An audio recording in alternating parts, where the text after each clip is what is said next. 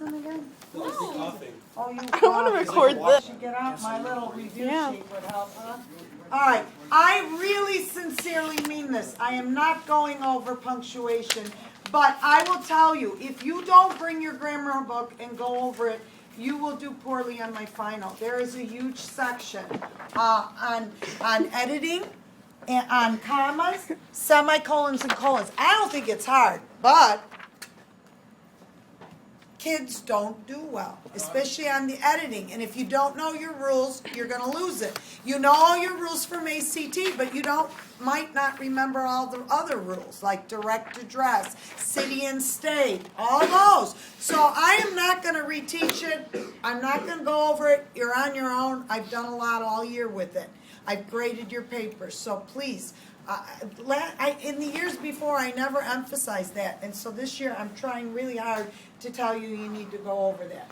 All right, let's go to A Nation is Born notes. All right, there's punctuation. I knew I wouldn't sit for long.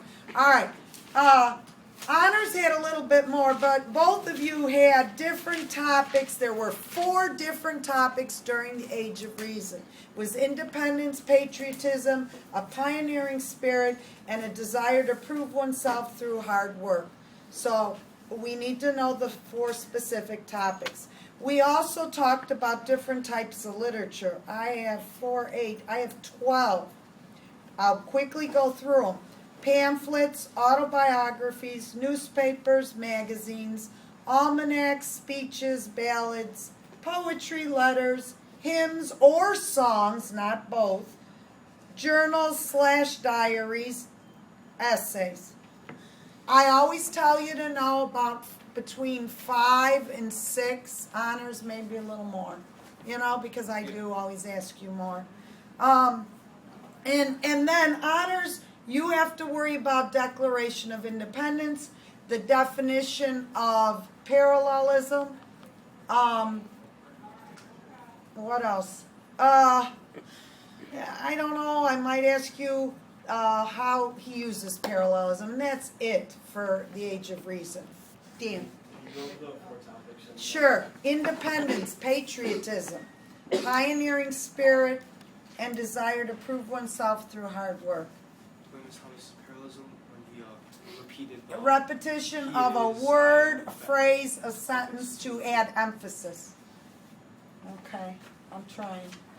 All right. Oh, and honors Gatsby, I'll do at the end, I guess.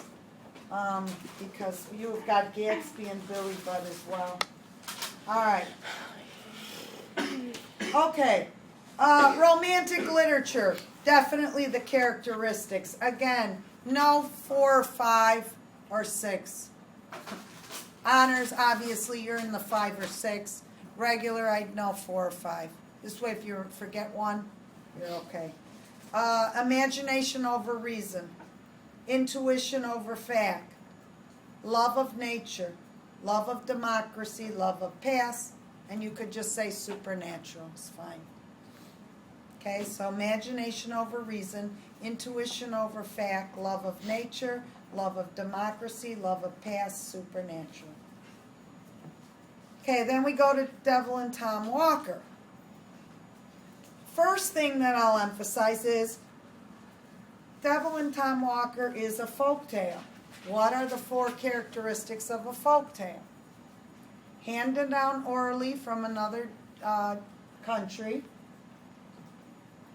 Oh, Lord, my brain. Unrealistic element, teaches a moral or a lesson, and contains a stereotype or stock character. You have all this, so just write down, seriously.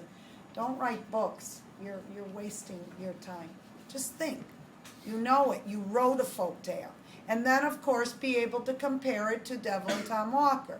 Okay, the stereotype is Tom Walker is a greedy moneylender or a usurer. The unrealistic element, I never ask you for more than one, especially on a final, is that the devil. He meets the devil. Passed down from another country orally, it's taken from Germany. And what am I missing? Stocks, now I did that. Teaches a lesson. This is huge. It may come on a multiple choice, too. It's nothing about money. It is not about money. It's about greed. Greed does not bring happiness. So remember that. The deal Tom Walker and the devil make. It's two-part. It's a deal. The devil gets Tom's soul. Tom gets Captain Kidd's treasure to be a usurer or a money lender. And that's the deal. And that's the conditions that this deal's made. What does Tom do? What two things does he do when he regrets making a deal? We all know this. Carries the Bible and goes to church and sings loudly. Or you could simply say, becomes a violent churchgoer. And that's about it for Devil and Tom Walker. Next place I go is waterfowl. Waterfowl is inspiring. It's meant to teach us a lesson, in a sense. But it's meant to be inspiring. Bryant loved nature. And in it, he inspires us that if we, like the birds, trust in God and work hard and follow the path that God has laid out for us, we will reach our resting place, just like the birds reach their summer home. So you need to know that. That's the main point. What else? Waterfowl. Remember, this is a final, so I can't ask everything.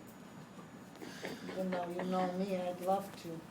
That pretty much covers waterfowl. That truly is, and again, I repeat, I'm trying to do both multiple and short answers as I talk, so I'm trying to cover everything.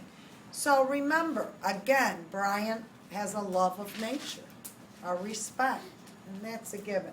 Thanatopsis. I always talked about that one line. To him who in the love of nature holds communion with her visible forms, she speaks a various language. I had this on the other test. Who is the she? Mother Nature. Who is she speaking to? All those who respect or love nature and, if you want all your points, feel connection with nature. Remember, that was worth 3 points. She is Mother Nature, and she's speaking to those who love nature and or respect and feel a connection with nature. Okay? What happens to a person in Thanatopsis?